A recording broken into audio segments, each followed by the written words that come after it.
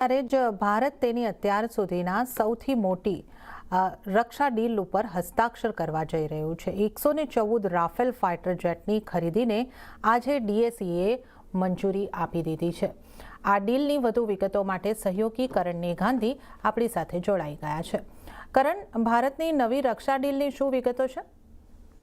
જી, તો ડીએસી એટલે કે ડિફેન્સ એક્વિઝિશન જે કાઉન્સિલ છે તેમણે આજે એક સૌથી ઐતિહાસિક ડીલ જે છે તે સાઇન કરી છે। આમાં આપણા જે યુએસ સાથે ટ્રેડ ડીલ થઈ છે અને મધર ઓફ ઓલ ડીલ જે EU સાથે આપણે કરી છે તેની એક ઝલક આપણને આ જે સાઇન થયું છે તેમાં જોવા મળી રહી છે।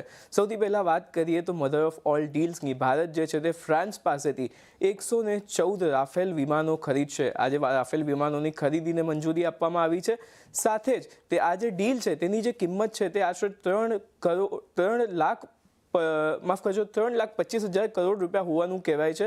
સાથે જ સ્કાલ્પ ક્રૂઝ મિસાઇલની પણ ખરીદીને મંજૂરી જે છે તે આપવામાં આવી છે। આ સ્કાલ્પ ક્રૂઝ મિસાઇલ જે છે તે ભારતની જે મારક ક્ષમતા જે હુમલો કરવાની ક્ષમતા છે તેમાં વધારો કરશે। સાથે જ ભારત અમેરિકા પાસેથી જે છે તે 6 વધારાના P-8I દરિયાઈ સર્વેલન્સ વિમાનની ખરીદી પણ કરશે। એટલે કે બંને જગ્યાએ જ્યાં આપણે ટ્રેડ ડીલ કરી છે ત્યાં એક આપણને સમાચાર આવતા દેખાયા છે। સાથે જ ભારત રશિયા પાસેથી એર ડિફેન્સ મિસાઇલ અને અન્ય જે સિસ્ટમ્સ છે તે પણ ખરીદવાનું છે। તો સાથે જ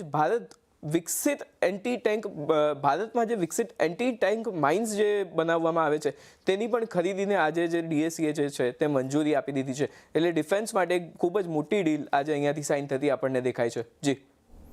જી કરણ, આ સમગ્ર જાણકારી આપવા બદલ આપનો આભાર। અને